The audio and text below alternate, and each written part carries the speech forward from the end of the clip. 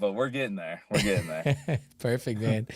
Well, first of all, thank you for your service there in the Marine Corps. Well, We appreciate appreciate you. we appreciate that. And now you're headlining our main event here, April 26th at Cagezilla 84.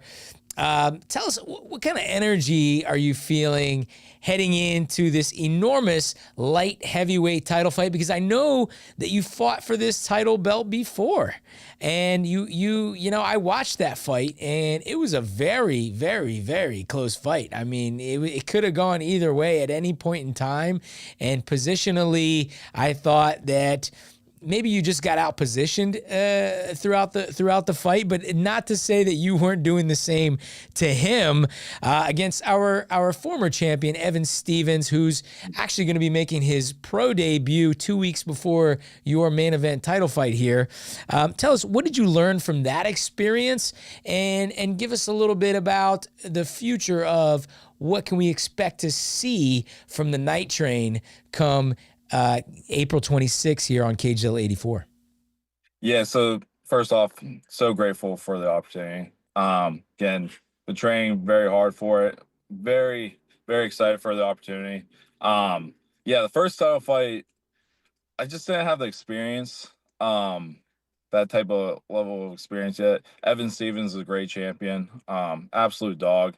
That fight was very brutal. We were both bleeding quite a bit there. Yeah. And I actually just watched it back for the first time once it got posted on YouTube.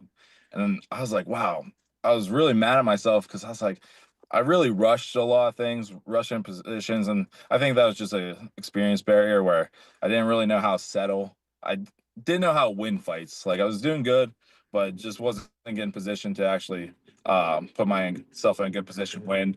I remember the third round watching, like having my perspective like in the moment versus watching it. It's like, wow, I thought it was going completely different. Like I was in a really good position. I would go for like a choke or something like that when I'm like just spin behind, take the back, and I could have won the round and gone from there. But there's just so many little moments that against good fighters you can't lose those small exchanges. So this fight I'm really just focusing on if I win those small victories, don't give them any space, take them deep water and get the title.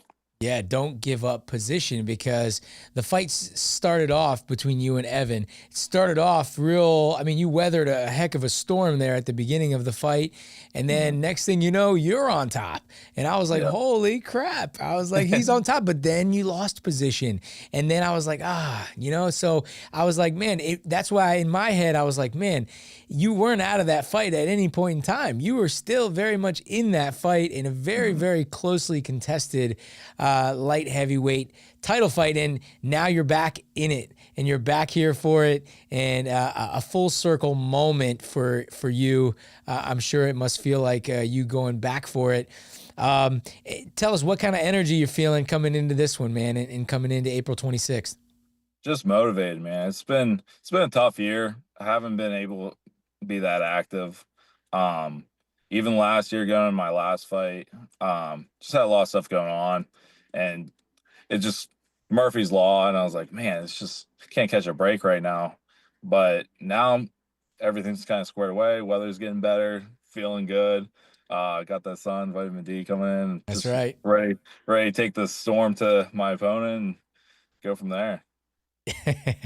That's awesome, man. And so I mean, first of all, what a main event treat for our fans here. You against Samander Omari. He's got a little bit of a kickboxing, and he developed some of his skills back in his country in Afghanistan, and now coming here. Man, what really a main event treat for everyone. But I'm gonna